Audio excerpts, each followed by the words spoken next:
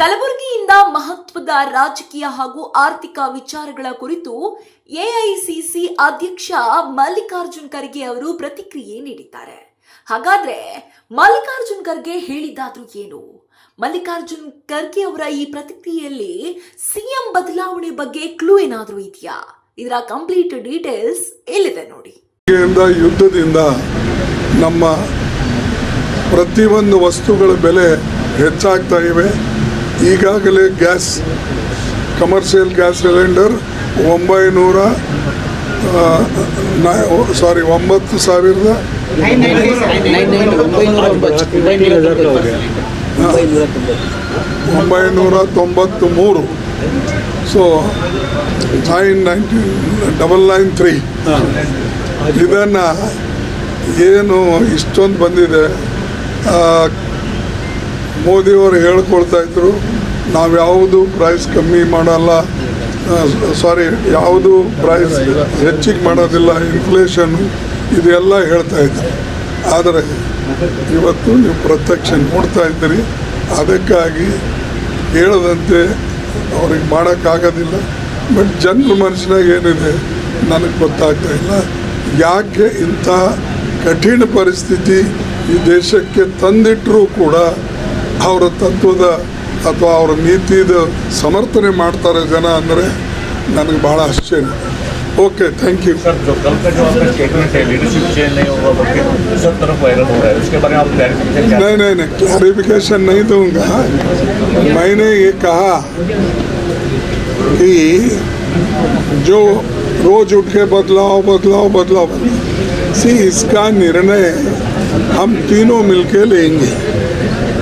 मैं as a AICC president और Sonia Gandhi ji as a CPP president और LOP Rahul Gandhi leader of the opposition.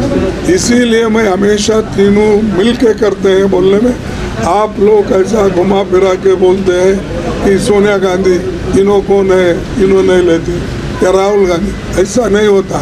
High command में बहुत हम विचार विनिमय करते हैं. दूसरे सीनियर लीडर से भी हम विचार विनिमय करते हैं. इसका क्या परिणाम होता है, क्या नहीं होता, इसको देखकर हम कदम उठाते हैं. इसीलिए हम तीनों मिलके जब एक डेट फिक्स करेंगे वो निर्णय लेंगे. लेकिन अब जब अभी डेट फिक्स नहीं हुआ तो मैं कैसा बोलूं कि वो बदल हो रहा, नहीं बदल हो रहा. तो जब होगा तो ज़रूर मैं आप लोगों को बताऊंगा. कृपया आप लोग इसको मिस इंटरप्रेट मत करो. उसके लिए भी मैं अवॉइड करता हूँ बहुत बार. लेकिन आप सच इसको लिखिए कि जो भी हम कहेंगे वो करके दिखाएंगे. जो निर्णय होगा वो निर्णय राज्य के हित में हम करने जाएंगे और सबको सपोर्ट करना पड़ेगा. जो भी निर्णय हाईकमांड लेंगे.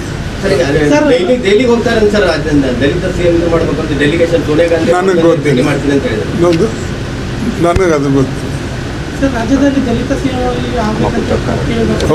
ಮಲ್ಲಿಕಾರ್ಜುನ್ ಖರ್ಗೆ ಅವರ ಈ ಎಲ್ಲಾ ಹೇಳಿಕೆಗಳು ರಾಜ್ಯ ರಾಜಕೀಯದಲ್ಲಿ ಮತ್ತಷ್ಟು ಚರ್ಚೆಗೆ ಕಾರಣವಾಗಿವೆ. ಒಟ್ಟಾರೆ ಈ ಮಾತುಗಳಿಂದ ಸಾರ್ವಜನಿಕ ವಲಯದಲ್ಲಿ ಸಿಎಂ ಬದಲಾಗ್ತಾರಾ ಇಲ್ವಾ ಅನ್ನುವ ಗೊಂದಲ ಇನ್ನಷ್ಟು ಹೆಚ್ಚಾಗಿದೆ. ಮುಂದಿನ ದಿನಗಳಲ್ಲಿ ಸಿಎಂ ಸ್ಥಾನಕ್ಕೆ ಯಾರು ಬಂದು ಕೂರ್ತಾರೆ ಅಥವಾ ಈಗ ಇರುವಂತಹ ಸಿಎಂ ಅವರೇ ಮುಂದುವರಿತಾರಾ? ಕಾದು ನೋಡೋಣ.